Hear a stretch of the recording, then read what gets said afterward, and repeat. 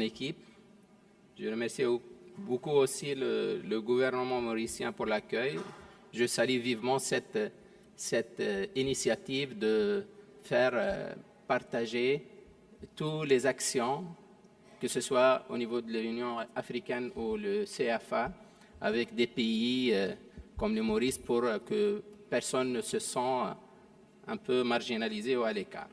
Donc cette session, qu'on va commencer tout de suite, porte sur l'environnement de l'enseignement et de l'apprentissage, bien sûr, et la sensibilité au genre dans l'enseignement supérieur. J'ai le plaisir d'être entouré par des éminents experts et expertes, parce qu'on a un expert, un consultant, qui va être tout de suite, là, dans quelques minutes, en ligne avec nous par Skype. Il n'a pas pu être présent physiquement, mais il va partager avec nous son expérience par Skype. En attendant la connexion, j'ai le plaisir de donner la parole à toutes les trois expertes présentes ici pour qu'elles se présentent. Moi, je me suis présenté tout à l'heure. Je suis Noureddine Selmi, chef de cabinet du ministre de l'Enseignement supérieur et de la Recherche scientifique et l'Éducation en Tunisie. Donc, je commence par ma... D'accord.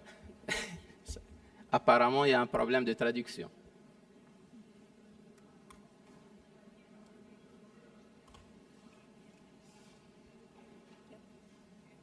It's okay? Okay, thank you.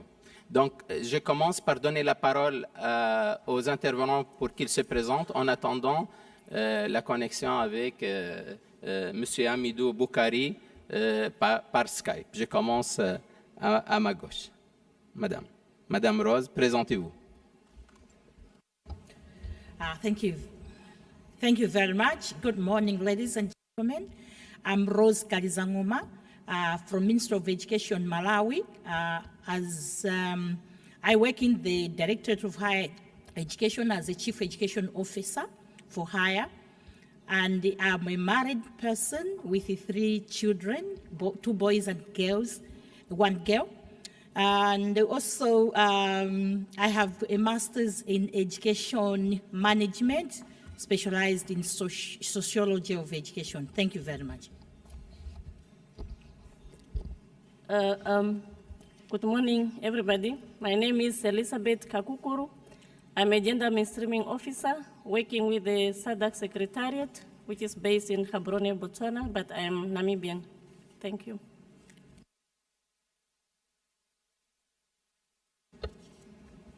Bonjour, moi je suis Hadja Satoumbara Diallo,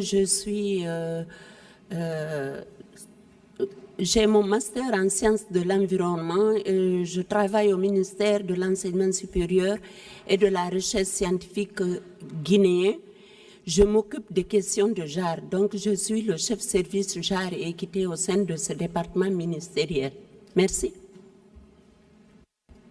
Bien, merci beaucoup. J'attends le signal pour connexion avec sinon on commence par un petit résumé, puis après on va donner la parole à notre consultant par Skype. Donc tout d'abord, comme l'intitulé de cet atelier le mentionne, on va essentiellement focaliser notre discussion sur l'environnement de l'enseignement et de l'apprentissage et essentiellement bien sûr la sensibilité au genre et plus particulièrement dans l'enseignement supérieur. Donc, on va traiter de l'enseignement supérieur. Entre nos mains, un des travaux de M. Hamidou Boukari qui porte sur une analyse pointue des environnements d'apprentissage sensibles au genre à l'Université panafricaine de l'Union africaine. En fait, il s'agit d'une étude effectuée par le consultant sur la sensibilité au genre des environnements d'apprentissage. Cette étude porte particulièrement sur 4 universités, parmi 5 universités cibles au départ de l'Union panafricaine. Et bien sûr, vous savez que le réseau académique d'institutions est créé en 2009 et il avait comme un des objectifs dans le contexte de notre session, c'est d'accroître la participation des femmes à la formation de troisième cycle et de recherche. Ça, c'est un objectif principal depuis la création de l'université en 2009. Et l'un des objectifs, c'était d'atteindre un taux d'admission de 40% des femmes à l'horizon de 2015. Donc, c'était un des objectifs.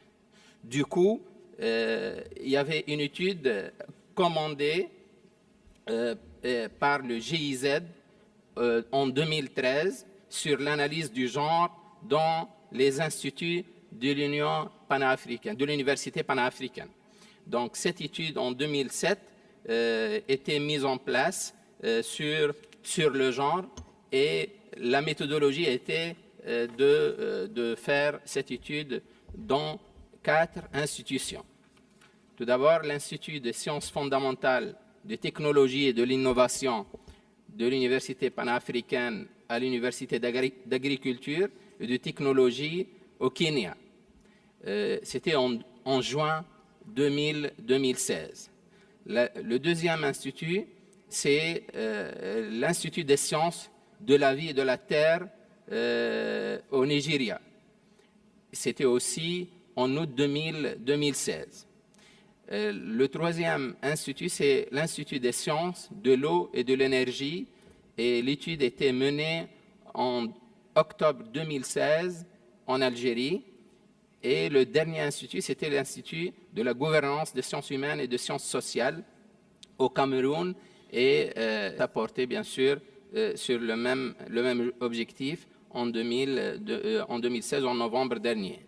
Donc, la méthodologie portait essentiellement sur des interviews individuelles, de focus group, des observations et des visites d'amphithéâtres et de résidences universitaires pour la collecte des données. L'hypothèse principale posée par cette étude, c'est la compréhension des problèmes, donc, qui pourrait mener à l'élaboration de nouvelles stratégies pour des mesures correctives pour qu'on puisse corriger, bien sûr, s'il y a un déséquilibre entre la participation des femmes ou des filles et de garçons. 4 domaines d'investigation ont été identifiés. Tout d'abord, la volonté institutionnelle au niveau de leadership et de la direction. Est-ce qu'il y avait ou est-ce qu'il y a une volonté pour pouvoir mettre en place des actions correctives?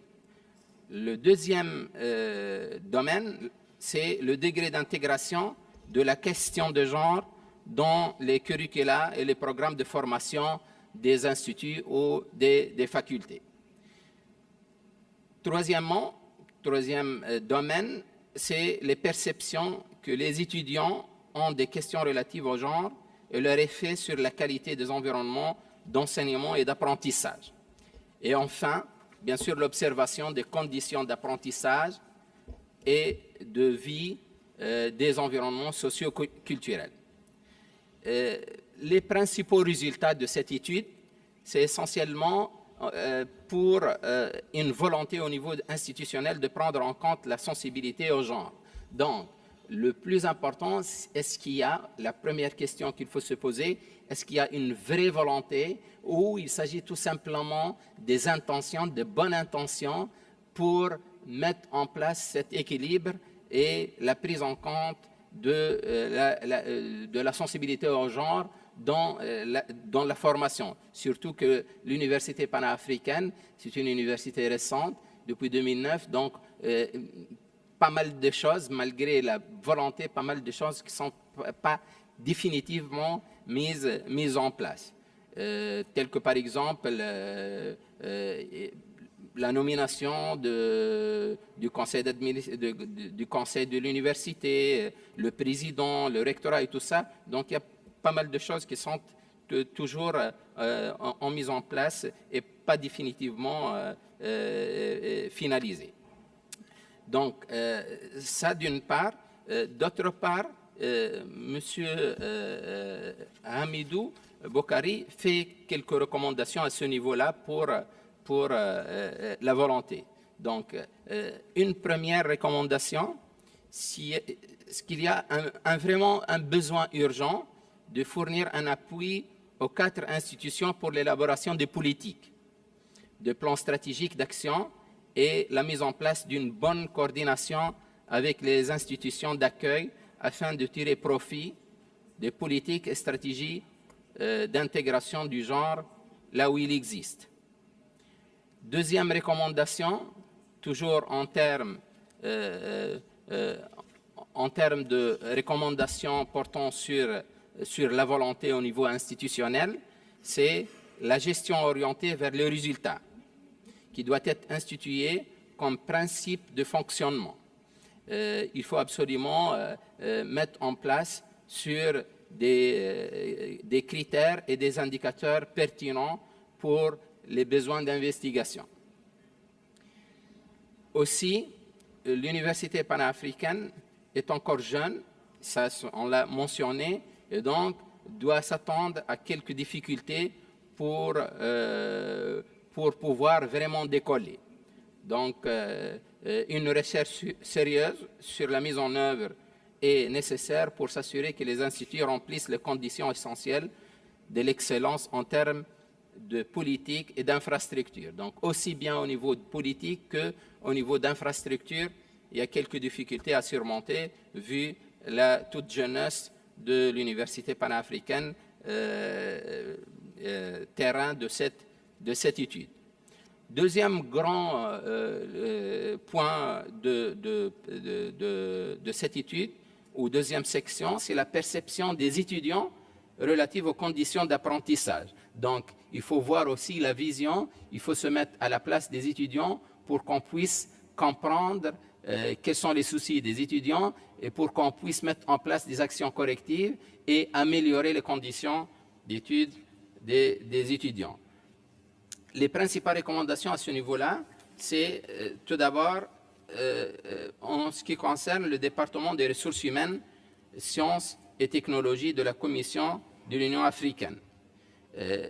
La principale recommandation émise à ce niveau-là, c'est de réviser son manuel de l'étudiant et collaborer avec l'Institut dans la conduite des sessions d'insertion et les séminaires d'orientation sur la dynamique intellectuelle.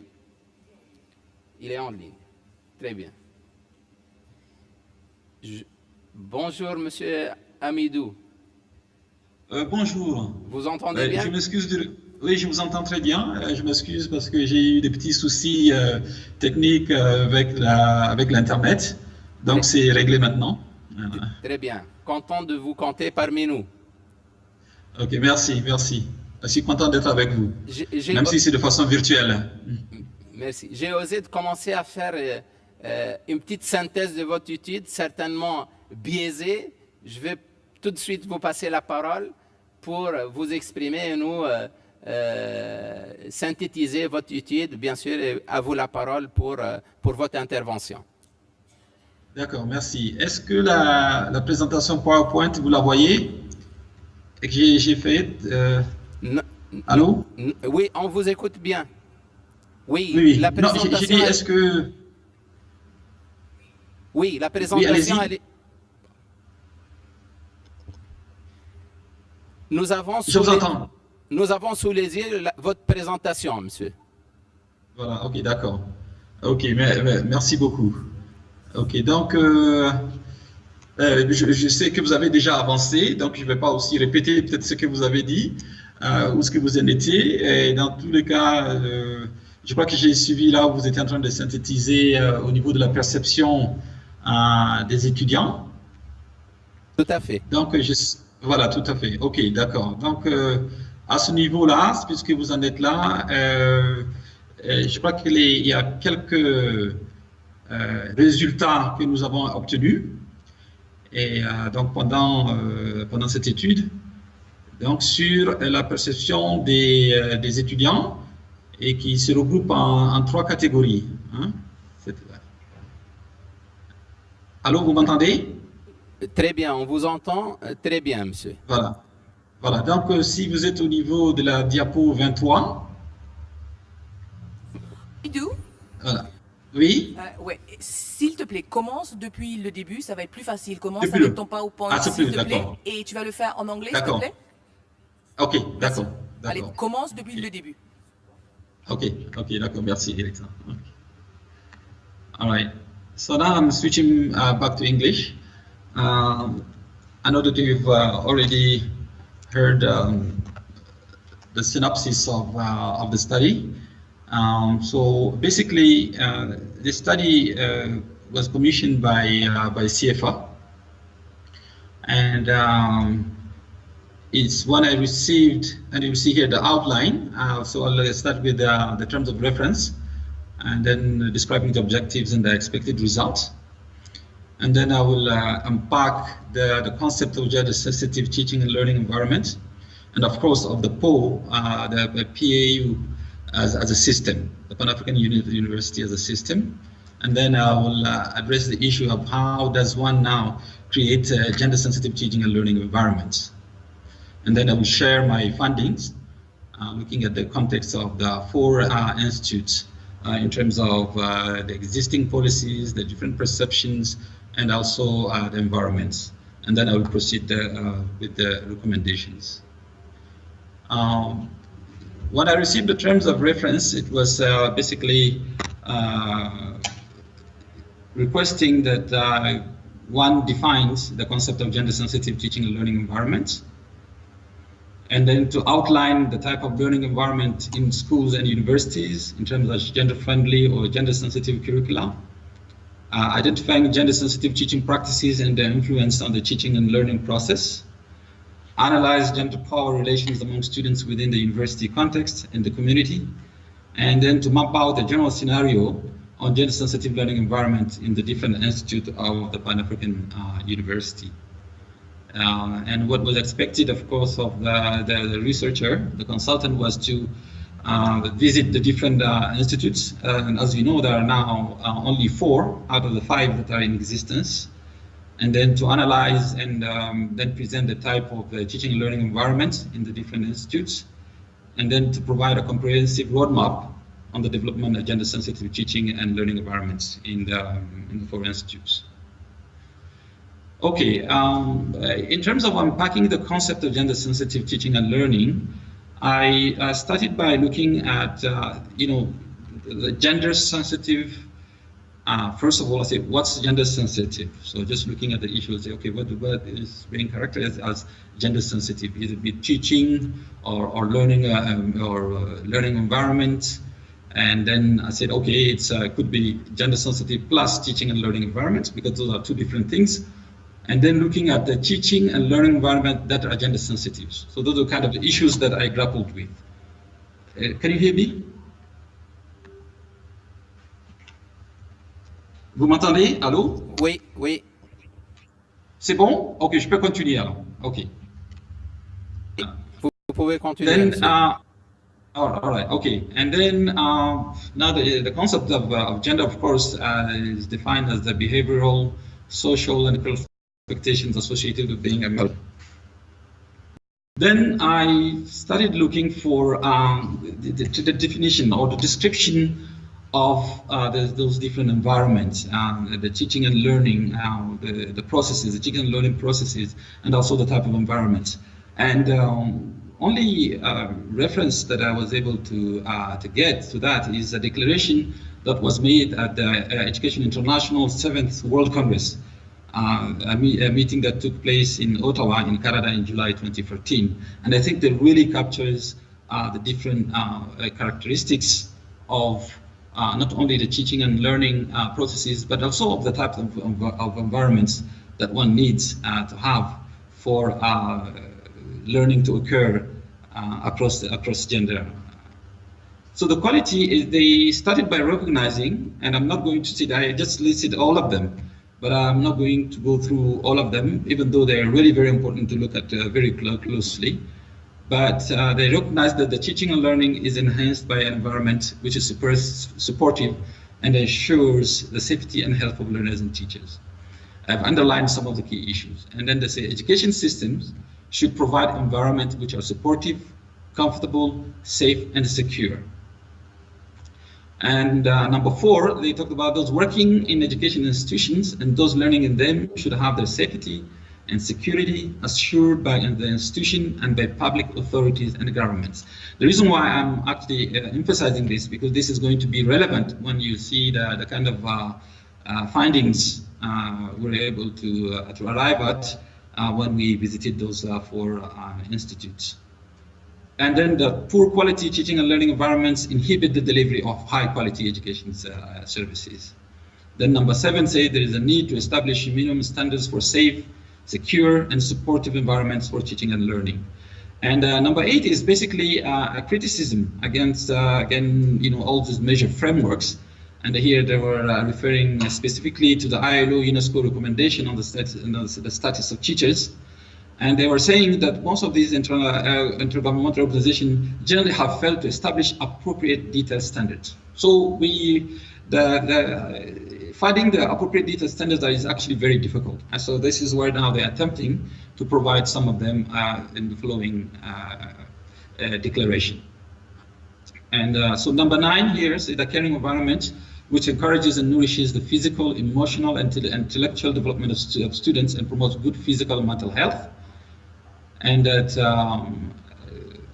again, the declaration that every student should be educated in an environment which protects students, teachers, school leaders, and education support personnel from physical violence or emotional or mental trauma. Something that also I find of great value, and probably it's very important in every institutional setting, is the institutional ethos, which values peace, mutual respect, tolerance, and democratic principles. The issue of the institution that takes measures to oppose and prevent discrimination, especially discrimination based on gender, race, personal characteristics such as disabilities, ethnic origin, or sexual orientation. There is only one instance here. I will come back to this issue of disability that I've noted while I was doing the field visits.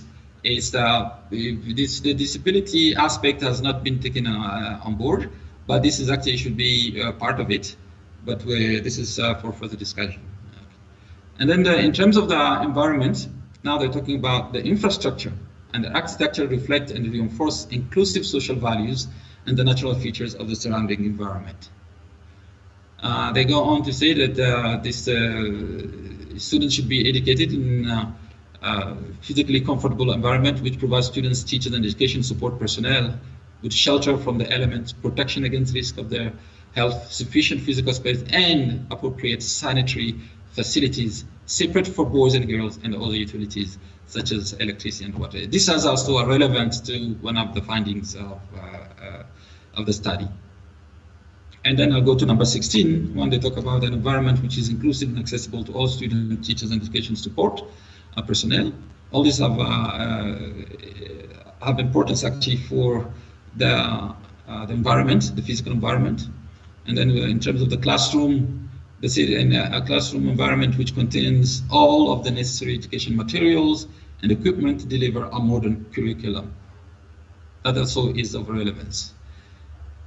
The issue of access to internet, in terms of this, so now they think that there is access, that an environment in which there is access to the internet, subject to appropriate controls, of course, and open and free access to useful online educational materials and documents. And this is also of very important, very important in terms of the kind of physical conditions one finds in the 4 institutes. The issue of having facilities for physical education and for the teaching and learning of specialist subjects such as science and the arts, and that also was an issue.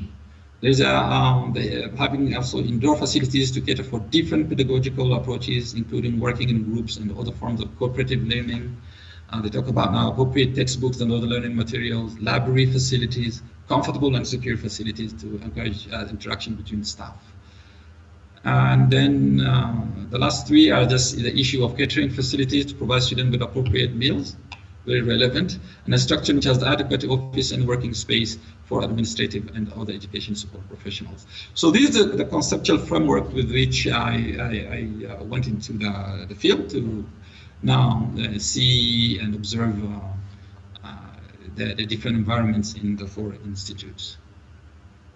But before we go to the findings, I think it's very important also for us to understand what the Pan-African University has been set up to do. So there's a vision that underpins the Pan-African University. As you can see, it was launched in 2009. I think this is just the official launch, but some of the institutes actually started working like 3 or 3 years down the road. So it was conceptualized as an academic network of already existing postgraduate and research institutions whose role is to develop institutions of excellence. I've underlined here institutions of excellence in science, technology, innovation, social sciences, which would constitute the bedrock for an African pool of higher education and research. So you can see the expectation is really high, and then having these institutions of excellence. So when you read this, so you expect that when you go into this field, that this is indeed what you're going to find, the kind of conditions that you would find in those institutes. And the vision, of course, is to create a new generation of leaders properly trained to take the best advantage of African human and material resources, and who are imbued with a common vision of a peaceful, prosperous, and integrated Africa. And as I said, so this is the 4 institutes. The one I think that was supposed to be created in South Africa is not operational yet. Is one on space science. So I don't know where the one is going to be created, but the 4 that I visited are the Pan-African University Institute for Basic Sciences, Technology and Innovation at the Jomo Kenyatta University of Agriculture and Technology, the Institute for Life and Earth Sciences, including Health and Agriculture, at Kolosi at the University of Ibadan, Nigeria, the Institute for Water and Energy Sciences, including Climate Change, at the University of Tlemcen, and the Institute for Governance, Humanities and Social Sciences at the University of Yaoundé. So in terms of the methodology, given the fact that I was going to observe and make a value judgment on the different environment and processes, so of course that the main methodology that was used was qualitative in nature. So I used individual and focus group interviews with leaders, with students, and most of the actors, observations, visiting the different lecture halls and dorms to the extent possible. And as I said here, all these techniques were used in varying degrees because I really didn't have the time. We had this within 48 hours to be able to do this. It was quite challenging, but we were able to collect enough data. I was even surprised that the data I was able actually to collect when I started now analyzing them.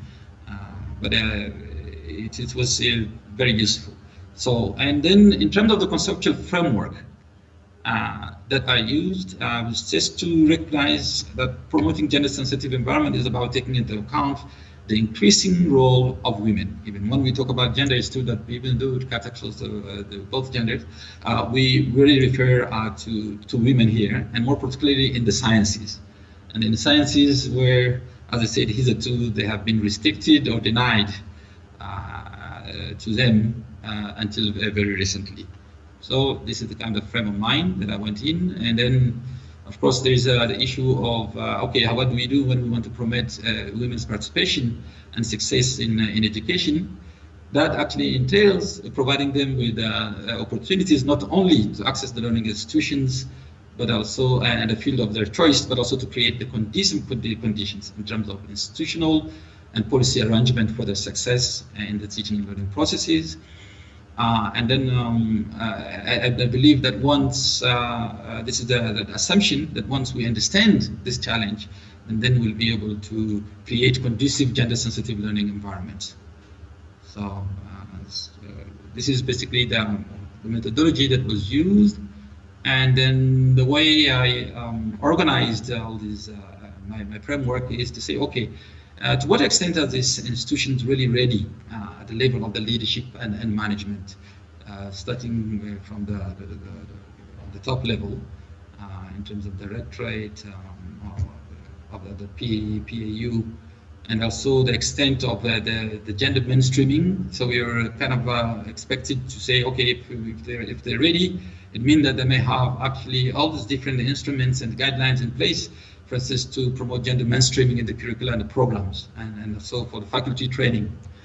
And I was expecting, of course, the students to be able now to form this study in terms of their own perceptions of gender issues and its effect and their effects on quality of teaching and learning environments, and also trying to see to what extent the learning and living conditions and sociocultural environments of students are also conducive for promoting gender-sensitive learning and teaching environments. So what are the key findings?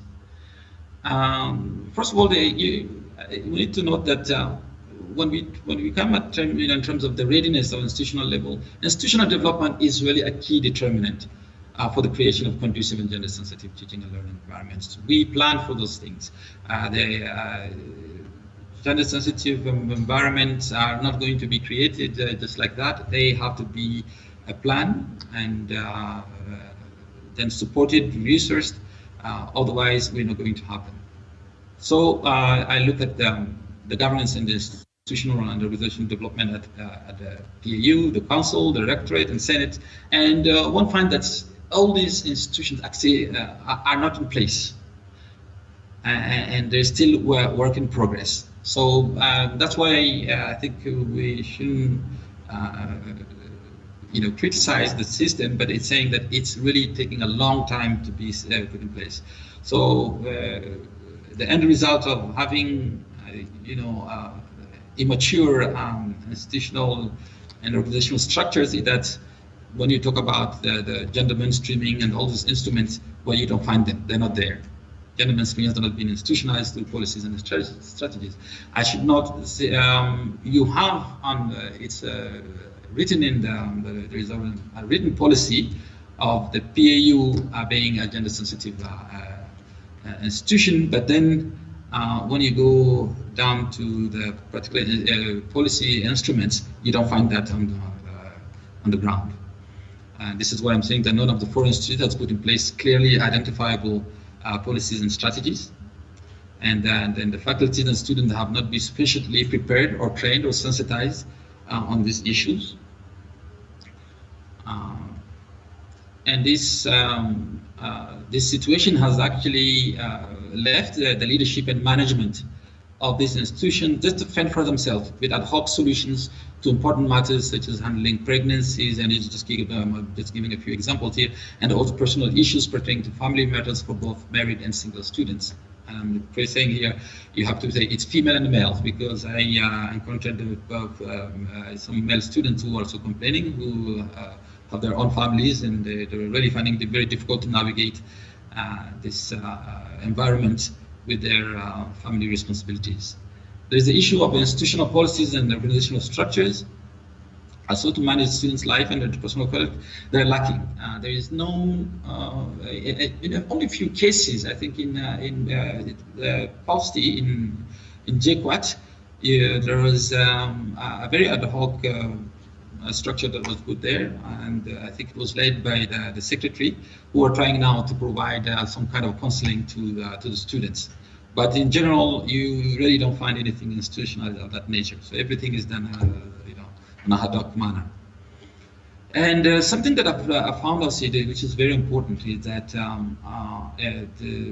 the level of integration of an institute into the governance and the institutional framework of its institution actually plays a very important role and helps a lot. But unfortunately, only in Palestine, in Ibadan, the University of Ibadan, I found a very strong link between the institutes and the university, and that has created quite a lot of interesting development whereby the gender unit of that university has been supporting the institutes, and the students are benefiting also from the infrastructure of the university, which I did not find in the other institutes. They could be there, but I didn't have the time probably to investigate those issues. so you have, again, the extent of now gender mainstreaming in the curricula and programs of the faculty training, you find that there is no clear, except of course the University of Baden, there is no indication that there is induction and orientation sessions for the visiting faculties and those who come from the host institutions, since FAO does not have now designated faculty, so they've been relying on this visiting faculty and also the one that are provided by the host institutions. So you don't find those induction orientation sessions that inform those faculty members and the kind of policies and the actual expectations of the Pan-African University. One important dimension that we usually neglect in African universities is the issue of mentoring. For those of us who have studied abroad, and more specifically, I would say in American institutions, mentoring is really a key support system for students to be able to complete their studies. But in the case of PAU, I really didn't find any indication that that this kind of strategy is institutionalized as a strategy.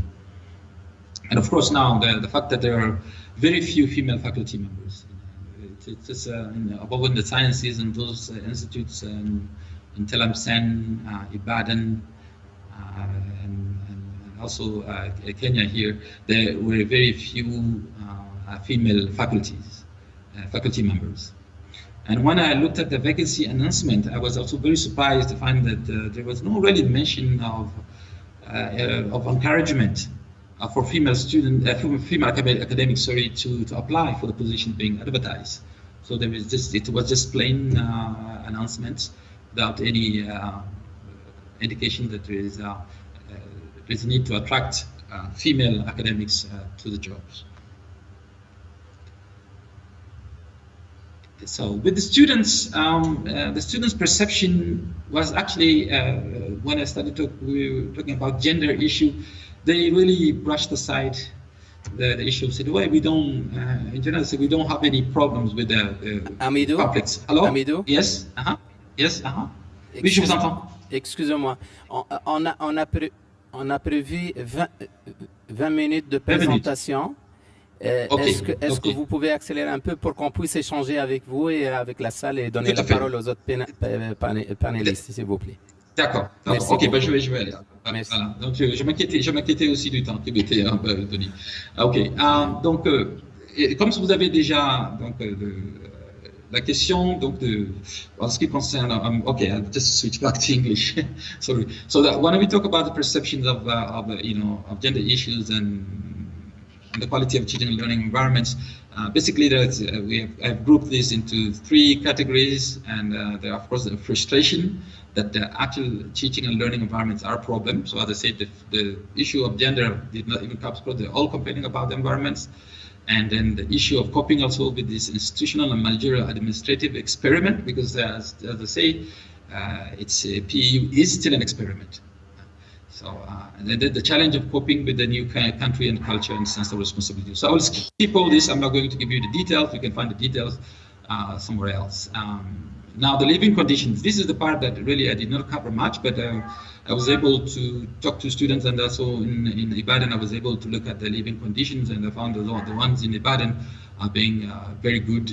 But in other instances, I was just told that the living conditions are a little bit difficult, since students have to go have to live off campus in rented apartments with inherent problems with those kind of arrangements.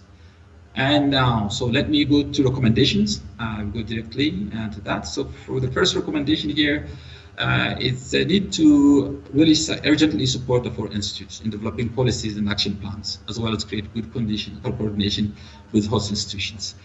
There is need for there's MOUs between the different institutes and hosting universities.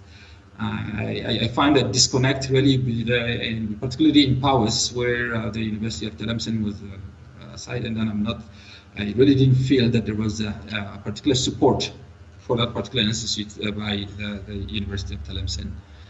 And the issue also of result-based management that need to be instituted as an operational principle. I found that a culture of documenting everything only in the institute in Yaoundé, the one on governance. So that actually, I was able to collect quite a lot of data from what they have produced, which was not the case in the other institutes. And then there is need for this research. What I've done is that there's not enough. There's need for more research to be carried out to really understand the conditions of the teaching and learning processes in the foreign institute. So the issue of having the student handbook that gives a very good description of expectations and so on, the different policies within the institutes is very important, and also the need for conducting induction sessions and orientation seminars on intercultural dynamics here and gender roles also has to be in place. I was also a little bit surprised that the technical partners in host countries, the kind of support was not, I was really surprised that there was not enough support in terms of creating the state-of-the-art learning environments. So I don't know what happened, what expectations in terms of maybe describing the type of needs for the different institutes, but this is something that needs to be looked into. Well, you see, what I'm saying here is that if nothing is done here, students will just start being really turned off by the substandard condition that they find in the foreign institutes. The institutional policies covering all aspects of teaching and learning need to be in place. The issue of mainstreaming of gender, IDEA and the AEU have produced the gender mainstreaming toolkit that is there, that is available, and I don't understand why that toolkit was not used in those in the different institutes. So it's actually very important to do so. The issue of creating state-of-the-art facilities is also a must. Because initially, as I mentioned earlier, the idea is to use these institutions, postgraduate institutions of repute in Africa. So I don't understand why their facilities are not being used in some instances by the students. So this is again another issue of that needs to be considered by the Pan-African University. All right. Okay, so I'll stop here. I hope that I've covered most of it. There are more of the findings that are in the document that you will find. So I believe I'll stop here and wait for your questions. Okay, thank you. Merci beaucoup, Hamidou. Excusez-moi de vous dépêcher parce qu'en fait, j'ai d'autres panélistes auxquels je vais passer la parole. Je vais pas faire une synthèse. Merci pour la présentation, très structurée, très bien claire. Merci aussi pour la démarche scientifique solide. Donc, sans tarder, je passe la parole à mes collègues panélistes. Madame Rose, est-ce que vous voulez commencer? 10 minutes par panéliste, s'il vous plaît. 5, s'il vous plaît, 5. 5 minutes. Instruction. 5 minutes. 5 minutes, please. Okay, thank you very much. Then it becomes complicated for me a little bit because I prepared the presentation for 10 minutes, but still we are being given 5 minutes. That's in order. Firstly, I would like to welcome you to Malawi. My presentation will cater for Malawi. And let me give you a background a little bit about the second Malawi Growth and Development Strategy, which identified education as the key priority area for sustainable growth and development. And in this case, therefore, we indicated in our National Education Sector Plan issues which could cater and to make sure that what has been captured for MGDS2 has been also catered in the National Education Sector Plan. And the National Education Sector Plan also had an implementation plan which also looks on how best we can be implementing the issues which were captured in such. And most of the issues which are in the National Education Plan, which is 2008 to 2017-18, are being drawn from the protocols and treaties which yesterday Dr. Ruth was presenting. Now, looking at the issue of how we are to, looking at the issues which are captured in these implementation plans, Ministry of Education came up with reform areas. I wanted to share with you on the primary and as well as secondary and higher education, but because of time, I won't go further with that. But let me just capture one policy reform, which says increase enrollments for secondary school students, where we have got an objective to improve transition rate from primary to secondary school. And this has also taken us to construction as a strategy, construction of girls' hostels in community day secondary schools, which are the day secondary schools. But because of the issue of safety, the government felt that it was necessary to construct girls' hostels. As well as the other strategy was to implement the 50-50 selection from primary to secondary school, where 50% should be boys and 50% should be girls. Now, looking at the issue of higher education, the Directorate has got its own mandate of doing things. The first one is to look into equitable access to higher education, and the Directorate is to provide policy direction on students' admission into higher education, as well as support and student academic support for retention. As well as the issues of quality are there, and also governance and management, where preparations of legal instruments, issues of policies are also done. Now, on the issue which we are to discuss now, we were looking at the presentation which has just been done, and then we are looking, I analyzed the issues in Malawi as well, basing on the institution readiness, extent of gender mainstreaming, as well as observation by students on living conditions. And the following has to be mentioned here. Looking at the issue where we feel that is the institutions in Malawi ready, related to what has just been presented, I would say I looked at 4 public universities which we have, and we say we have got university councils are there, we have got different legal frameworks which are being used, and for your information, Malawi has got one of the universities has got a female vice chancellor.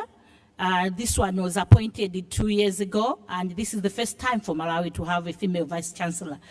Secondly, we also have a female deputy vice chancellor in one of the universities, and this to us, we strongly feel that it's an achievement of its own. But looking at the issue through auditing of what is happening in relation to gender, other issues, through audit and document review, we still have critical areas which we need as a country to improve. That's gender issues such as staff training and recruitment, as well as promotions. For the universities that have developed gender policies, which are also in line to some of the issues which have been captured already. For example, the teaching, we are saying we have to create a responsive learning environment that address barriers to teaching and learning. And on the teacher or staff recruitment, we are saying that we have to include a deliberate clause in affirmative action in order to encourage female applicants.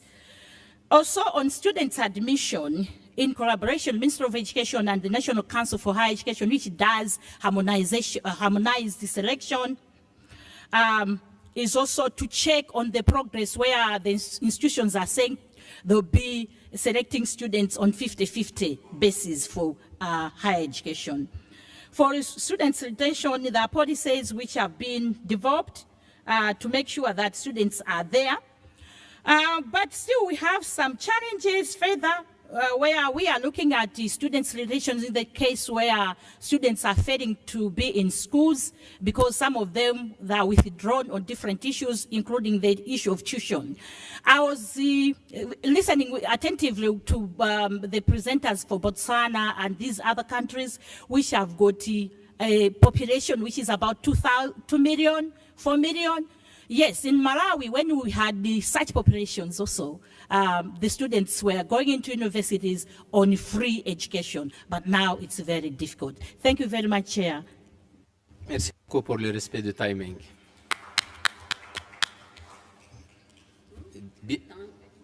Bien, je passe la parole à... Attendez, il y a plein de messages là. Bien. Je passe la parole à Elisabeth, mais on veut bien réagir à la présentation faite par Amidou, si vous avez aussi des commentaires ou des compléments à propos de l'étude présentée par Amidou. 5 minutes avec une petite tolérance d'1 minute. Okay, thank you. Thank you, moderator. Okay, my presentation will be a bit different because I come from a regional economic community. So what I'm going to present is what SADC has put in place as a regional economic community to ensure that there is gender sensitivity in the education system. We have quite a number of regional instruments which caters for the inclusion of gender within the education systems. And I will talk about just 3 of them. I'll take the SADC Protocol on Gender and Development, which is one of the legal instruments that binds all our SADC member states, and we have got 15 member states in SADC. Under that protocol, we have Article 14, which talks about gender equality in education. Under this provision, our member states or state parties are required to enact laws that promote equal access to retention and completion in early childhood education, primary, secondary, tertiary, vocational, and non-formal education. State parties are also required to take measures to increase the number of girls taking up STEM subjects and also ICT. State parties are also required to adopt and implement gender-sensitive educational curriculum policies and programs that should address, amongst others, gender stereotypes in education and gender-based violence. So all our member states which are parties to the SADC protocol are required to put policies in place that speaks to these provisions. And last year, SADC established, they approved a charter which is establishing the SADC Regional Women in Science, Engineering and Technology Organization, which is going to be set up, and the objectives of this organization is to mobilize for increased participation of women in science, technology, engineering and mathematics, and also to advocate, mentor and mobilize youth to pursue studies and training in STEM, and also to promote women in science, engineering, and technology in the region. These are just some of the objectives. We also have a SADC policy framework on care and support for teaching and learning. This framework complements another framework which we have, which provides a minimum package of service for orphans and other vulnerable children and youth. So in this framework, in particular, children who are having problems which can lead to limited access to education are to be catered for. And this looks for children living in poverty. It looks at girls, those living in the rural areas. We look at children affected by HIV and AIDS. As you know that our region is one which is mostly affected by HIV and AIDS. It looks at children with disability and many other challenges. So this package of care and support for teaching and learning comprises the provision of curriculum support, teacher development and support infrastructure, safety and protection, psychosocial support, social and welfare services, water and sanitation, health, nutrition, material support, community involvement, and leadership and structure. Currently, 7 of our member states are implementing this framework. And they have developed customized national models which provide national objectives and standards of practice for implementing this framework. So I think when we talk about gender sensitivity in tertiary education, we should also look at the whole education spectrum, because it has to start from the primary going through secondary up to tertiary. If we are not ensuring that our education system at the lower level are sensitive, we cannot achieve gender sensitivity at the higher level. Currently, as a region, SADC, most countries in SADC have closed the gender gap at primary and secondary enrollment, and also at tertiary enrollment. Most of the member states have also gotten about 50-50 enrollment of girls and boys. And also in science and engineering and technology, some of the member states who have already reported, like Namibia and Botswana, have reported high numbers of enrollment. So good progress in ensuring access to education by women and girls through effective policy measures such as CIEFFA and the use of affirmative action in educational policies and special programs targeted to girls and girls empowerment clubs are some of the initiatives that have been implemented in the region. In conclusion, I would like to say that as a region, SADC has already laid the foundation of a legislative and strategic policy framework which can ensure gender sensitivity of our education systems in all the member states. And I think the only problem, like we have already had with other presentations, is domestication of such commitments at the national level. And we are also lacking effective system for monitoring, evaluation, and reporting, and as well as systems for data management is one of the challenges that we have. I think as a way forward, I would just like to say that, you know, the fight for gender inequality has been long, but progress is painfully very slow. But I think one thing that we need to look at is gender inequality starts from the household before it moves into the schools, into our community, into our society. I think that is where we need to look at. If we really want to address gender inequality, we should start from the household level, where we need to address issues of perceptions, issues of culture and norms and practices which we kind of regard that they are not touchable.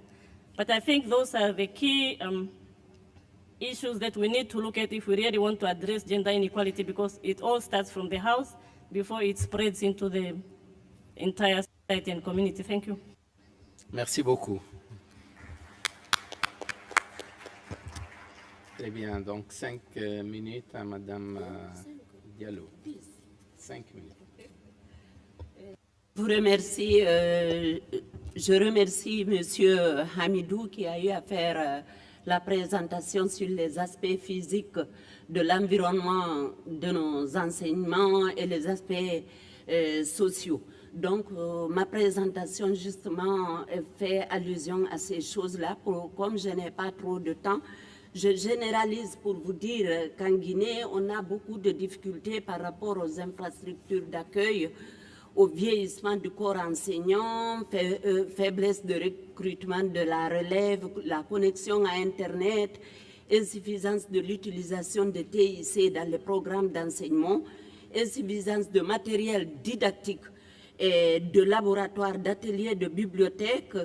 Et les salles de classe sont insuffisantes, donc occasionnant un pléthore. Et vous connaissez ce que le pléthore peut avoir comme impact pour la fille. Donc c'est de façon générale, c'est des trucs qui impactent aussi bien que les garçons que les filles. Mais qu'est-ce qui se passe par rapport à tout ça? Le gouvernement avec ses partenaires, malgré leurs efforts, on note une sous-représentation des filles et des femmes dans les institutions d'enseignement supérieur et plus particulièrement dans l'estime. Et cela compte tenu de la faiblesse de ceux qui s'orientent, et se maintiennent dans ces filières. Selon les statistiques, le service statistique du ministère en charge de l'enseignement supérieur, le taux d'accès progresse, mais celui des filles est très faible. Il est de 28,80% et c'était en 2014. Et ce taux est encore plus faible dans les filières scientifiques avec 9,62%. Qu'est-ce qui occasionne tout ça là? Et puis avec ces faiblesses là, qu'est-ce qui l'a occasionné? C'est que la plupart des filles orientées, je vous ai dit qu'elles changent d'option sous le prétexte que c'est difficile pour elles. Il faut noter que les étudiantes aussi qui sont parties vers ces sciences-là n'arrivent pas vraiment à lutter pour avoir des excellentes notes. Et ce qui affecte vraiment la présence des enseignantes-chercheurs de façon générale et plus particulièrement dans les sciences. Donc, selon les services statistiques, la proportion des enseignantes-chercheurs de façon générale est de 6,2% en 2014 évidemment, et ce taux est plus faible dans les filières scientifiques et techniques avec 32%, avec 2,36%. Cette situation aussi a des facteurs, parce qu'il faut être, je vous ai dit que les étudiantes, elles ne luttent pas pour avoir de très bonnes notes. Donc, pour être retenues comme enseignante à l'université, il faudrait avoir quelques mentions, excellent, très bien, remarquable et autres. Donc, nous constatons aussi que celles qui remplissent ces conditions-là, le plus souvent, elles préfèrent changer de département, je vais dire, pour aller dans d'autres secteurs qui sont plus rémunérateurs. Ainsi, il y a des réalités aussi qui s'ajoutent à ça, quelques difficultés. Les filles et les femmes les filles ne sont pas motivées pour le choix de ces choses. Il n'y a pas d'infrastructure d'accueil dans les campus universitaires, en général pour garçons et filles, et plus particulièrement, il n'y a pas ça pour les filles. Donc, celles qui viennent des zones rurales sont beaucoup plus affectées. Insuffisance les enseignants ne sont pas formés aux questions de genre, insuffisance de modèles, insuffisance de l'accès au TIC et difficulté pour les femmes de faire aboutir leurs travaux de recherche. Et pourtant, c'est ce qui les amène à évoluer sur les trucs de grade. Et insuffisance d'emploi pour les sortantes des universités, le manque de données fiables sur les sciences, les technologies et le genre, le manque d'études et de perception sur les conditions d'apprentissage pour les filles, insuffisance de femmes qui portent plainte en cas de harcèlement ou d'autres violences. Par rapport à tout ça là, le gouvernement bien sûr a eu à faire il y a eu des acquis. Au niveau des 3 départements en charge du système éducatif, ils ont créé des services genre et équité qui, dans l'ensemble, ont fait des plaidoyers pour l'intégration du genre dans les programmes dans les programmes d'enseignement en Guinée. Chez nous, à l'enseignement supérieur, l'acquis qu'on a eu, c'est qu'on a créé une chaire genre au niveau d'une de nos universités, l'Université générale Lansana-Conté de Symphonie. Donc, la mission de cette université, c'est d'élaborer des curricula, former les formateurs venant de toutes les institutions afin que les gens là se retournent dans leurs institutions respectives pour aussi former les enseignants de façon à vulgariser réellement la formation de genre parce qu'on a trouvé que son importance. Le département a mis en place des programmes de soutien aux filles et aux femmes. Oui. Et que ces programmes-là, on a institutionnalisé un prix d'excellence pour les filles et les femmes en favorisant celles qui évoluent dans les sciences et les technologies. On a mis encore, et chaque année universitaire, à la fin, on fait la remise. J'ai même un rapport pour l'année 2016 et actuellement, on a lancé l'appel à candidature. On a mis en place une initiative pour la formation des filles et des femmes. Ça parle de la formation au master, au doctorat et tant d'autres.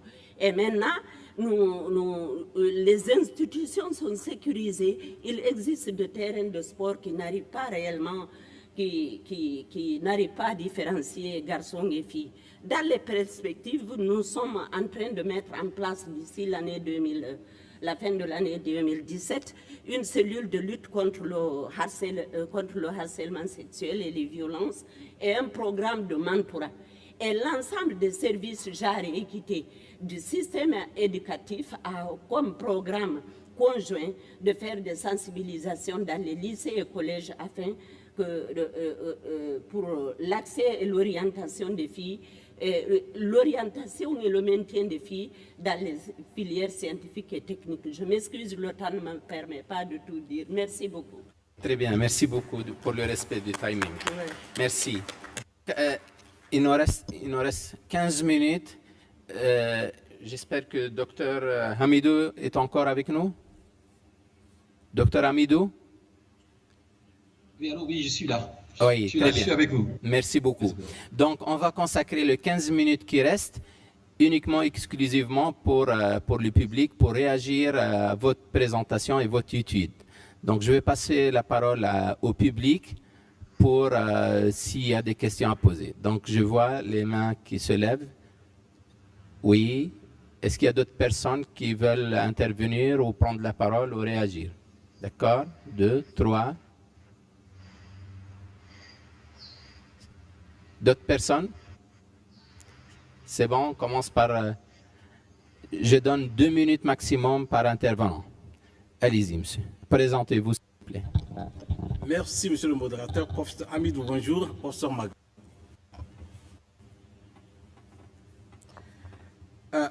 Ma question, en fait c'est même pas une question. Je voulais juste peut-être faire un commentaire parce que l'une des raisons peut-être pour lesquelles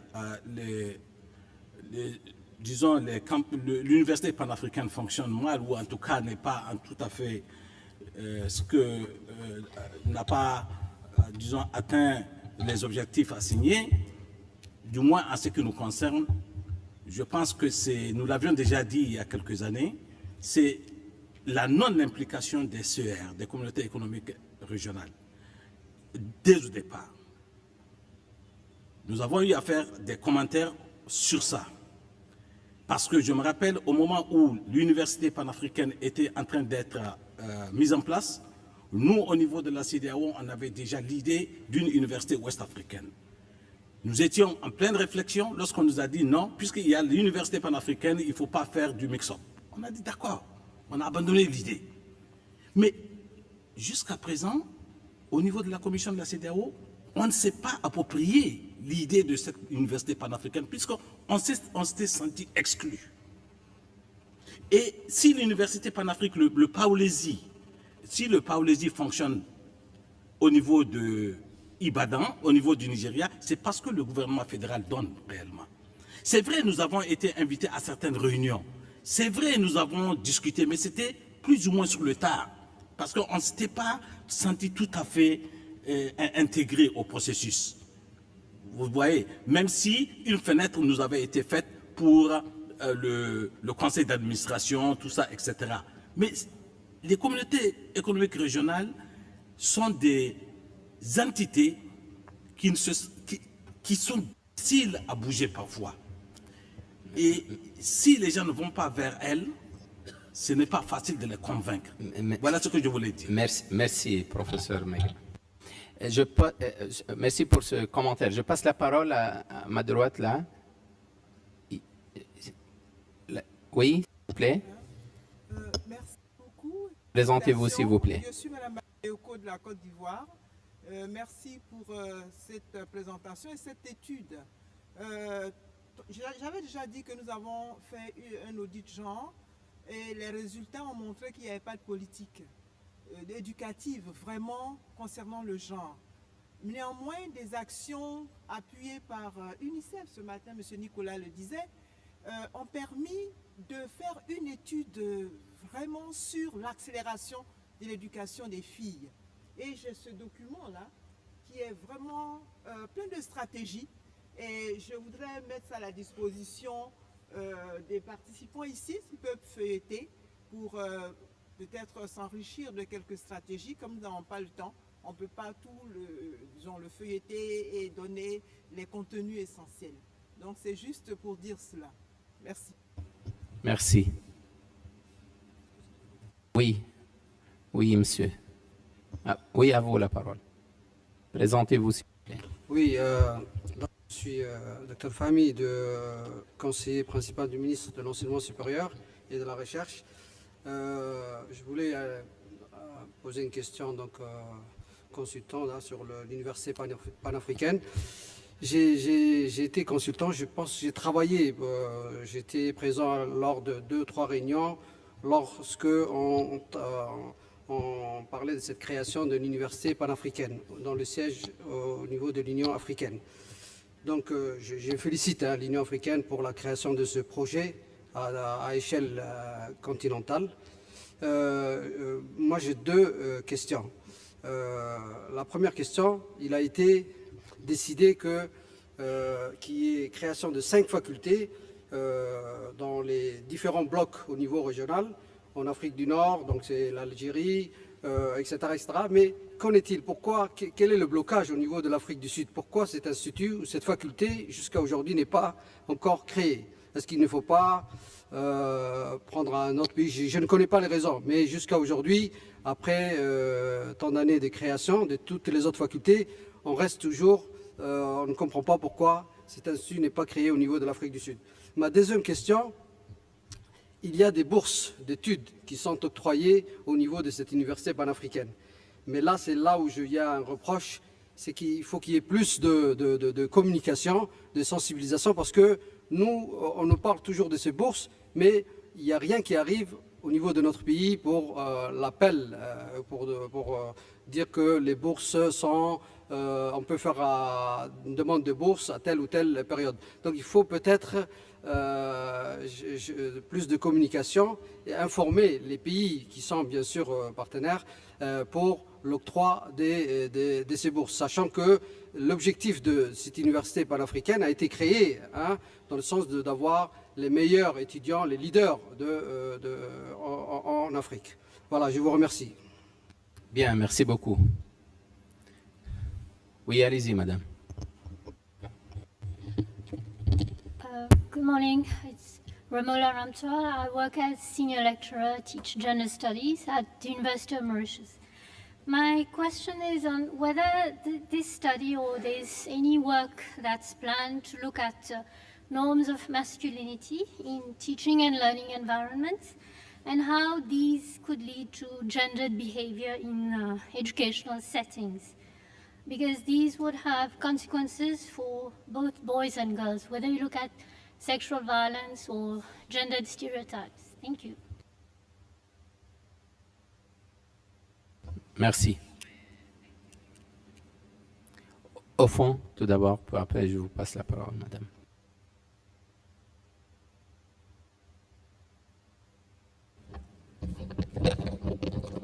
I am Evangelista from Ministry of Higher and Tertiary Education, Science and Technology Development in Zimbabwe. I also want to contribute towards this discussion, and I will start by saying that the face of poverty is often a woman, and the face of HIV and AIDS is a woman. The face of underdevelopment is a woman. So we have got a cause to look at the issues to promote women and girls in STEM and in TVET. And I know that in my country, we have tried different ways to bring up women and girls into education and to also provide gender-sensitive teaching and learning materials. But we still have serious problems with mainstreaming because it's not understood properly. And when we want to do mainstreaming, often enough, there's no sensitization which has been done, even to the population at large. And gender awareness is lacking in most of our sectors. So we are now looking at a strategy to actually mainstream it into the curriculum so that it is taught actually from an early age. I thank you. Merci beaucoup. Je prends une 6e question, puis après on va redonner la parole à Dr Amidou. Allez, madame.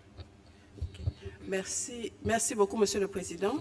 Professeur Nadej de la République démocratique du Congo. Je crois que c'est une préoccupation et recommandation en même temps qui s'adresse au docteur Amidou.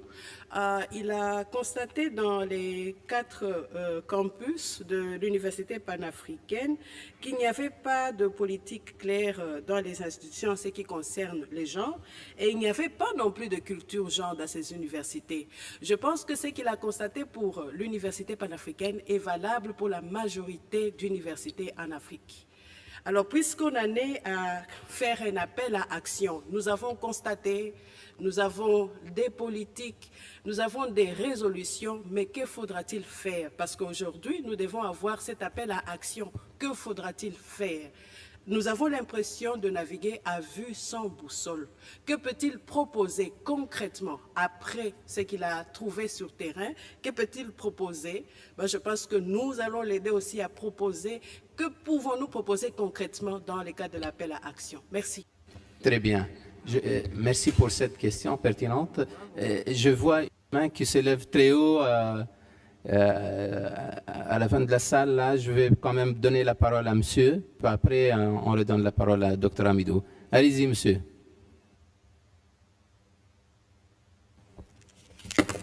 Merci, monsieur. My name is Amban Masheleni. I'm coming from the African Union.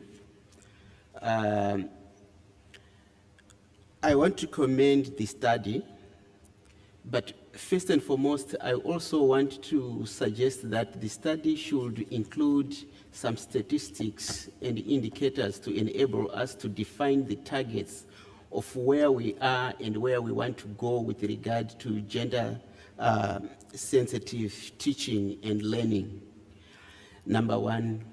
Number two, with regard to the Pan-African University, the issue of gender is well engraved in the Pan-African University at the first policy point where we use the African Union policy on gender to ensure that there is equal representation of women. But still much more has to be done.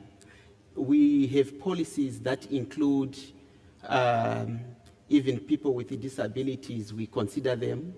Women who fall pregnant, they always come back to school, and they are also supported through scholarships. With regard to the Pan-African University Institute in South Africa, we have to realize that the project is an initiative of its kind where we are trying to cover the whole continent with universities that will be operating on thematic areas. The thematic area of South Africa is space sciences and technology, and the majority of our countries are not faring in space. There could be 5 countries, South Africa, Egypt, Nigeria, Algeria, and probably other upcoming universities. So with regard to space, we took a little bit longer time in operationalizing that so that we clearly understand the landscape, and we ensure that the people who will graduate from those space universities will be able to find what to do. Thank you.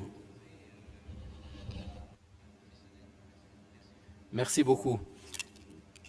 Donc, Dr Amidou, je pense que vous avez constaté qu'il y a pas mal de réactions de la part du public dans la salle, et vous avez aussi constaté qu'il y a quelques questions qui débordent un peu de l'étude. Mais je vais vous donner la parole pour 3 minutes, s'il vous plaît, pour réagir. Et je me permets de poser encore une question complémentaire. Dans quelle mesure pouvons-nous généraliser les résultats de cette étude au contexte africain en général? Okay. Vous m'entendez, Dr Amidou? D'accord, oui, je vous ai entendu. Oui, okay. Je vous en prie. Ok, voilà, merci. Okay, thank you very much. I guess I've received more comments than really questions. There are a few questions, of course, but there is a comment, some very important comments, and I'd like just to react to some of them. The first one, starting with Professor Maga. I would like to greet him now. On the issue of the non-involvement of the RECs, or the ownership of RECs of these different PAU institutes. It's really very, I'm a little bit concerned, because if there is no ownership of those universities, then I'm not so sure whether it's the Pan-African vision that they carry with them will be able to realize that vision. And I don't know how this is going to be bridged, this misunderstanding between the African Union and the RECs in terms of the ownership of these universities, because these universities are centers of excellence, and right now, I have to be very honest, they don't look anything like that, and the students are aware of it. And when you read the document, you'll see some of the comments that they're making. So there is need to invest a lot in these universities, and we're not going to rely only on our partners. They're not going to do it for us. So I think most of the resources that are needed to invest and really build, credible universities is going to come from the RECs, from the different regions. So there is need for the RECs to really tackle this particular issue. So I agree with him. Something has to be done. Now, with regard to, I think the person from the EU has already answered the question posed by Mr. Fahmy from Djibouti with regard to why the Institute on Space Science is still work in progress. They have not actually, it has not materialized. Those are political issues. I'm not familiar with those issues, but I think this is again where maybe SADC needs to be engaged. I don't know why the South African government is not providing the resources or even identify one of the universities to host this particular institute, which is a very important institute, by the way. Now, I have just the first question I think came from my friend from the Congo, when she was asking whether we could propose something to promote the mainstreaming of what they call the gender culture and also having gender policies within universities. This is a very important issue. I don't understand why the gender mainstreaming toolkit that was developed by ADEA, like now, way back I think in the early 2000s, has not been used by many universities. It has been translated, I think it exists in French, and I'm not mistaken, even in Portuguese. So that gender mainstreaming tool exists. So the extent to which now universities are willing to do that, or even are aware of this, the existence of this toolkit is another issue. But I would recommend actually that toolkit be disseminated across Africa, and the AAU is well placed actually to do that. So the question is, and this is maybe CIEFFA, please find out, Rita, why this toolkit is somewhere there, and actually it exists. You can download it from the AAU's website, and also I believe I saw IDEA's website. So this is maybe another way of making sure that all our higher education institutions have access to ways and means of implementing a gender-sensitive environment. But with regard to the issue of including statistics, as I said, the study is very qualitative. I mean, there's no need to add statistics to the statistics because you're trying to provide value judgment. There'll be another study, and there was, I think, a little bit of description. If you look at the study of the number of students in the different power systems, and also the extent to which they survive the system, because there are quite a few cases of dropouts. One of the main reasons, actually, when brought about some of the dropping out by students was the issue of stipend. Again, with the red tape, there's a heavy bureaucracy, I think, so that needs to be addressed. So, but it's not really necessarily the issues of students not being able to survive the academic environment, but the academic environment is not basically good enough to be able to provide students with, at least to promote motivation within the students to study. If anything, they're really very discouraged by the kind of environment they have. So if they have opportunities to go somewhere else, I think that right now the only thing that is keeping them there is what they're receiving, the bursary. The bursary is very important. They receive around $700 per month. This is very good. This is more than a doctor can make. So that's for me the only thing that is sustaining again some of the students. But should other opportunities arise, they'll probably leave the PAU. Now, in terms of, I think these are the key. The other ones, I think there was a comment from Cote d'Ivoire, which is good actually to have these audits being carried out in different institutions across Africa. Starting from primary school all the way to higher education, because every context is different. So it's good to have contextualized audits and for people with the appropriate authorities within those particular contexts to take action. Okay, so I believe and then I think your chair, your last question, to what extent we can generalize the findings of this study. I don't know whether, as I said, some of these findings, and I think this was echoed by our friend from the Congo when she said that you find the same situation. So to some extent, I think we could look at those, not necessarily to generalize the findings, but to ask other institutions to carry out similar studies at the national and sub-regional level. I think that's what I would recommend, and with more resources. As I said, we really didn't have a lot of resources for this one here. I didn't have the time to stay in the field for a long time. I was just 48 hours, but there's need to actually carry out more research, and also that the findings of this research be used to improve the conditions within the different universities. So I think I'll stop here, and thank you for listening. Hello? Allô? Oui. Allô? Oui. Merci beaucoup pour toutes ces clarifications. Je pense qu'on va s'arrêter à ce niveau-là. Donc, je remercie tout le monde, je remercie les panélistes, je remercie Dr Amidou, je remercie tout le public pour votre présence et bon appétit. Merci. Ok, merci, ok, au revoir.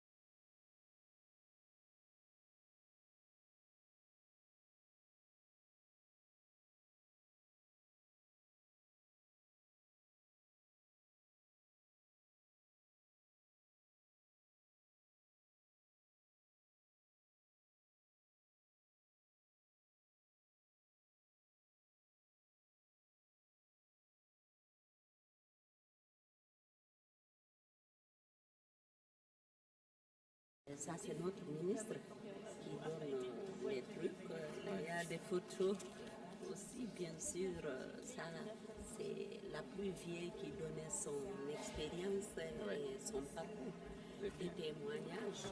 Super, très bien. Peut-être il faut passer les documents aux organisateurs, comme ça ils peuvent profiter de ça. Hein? On va leur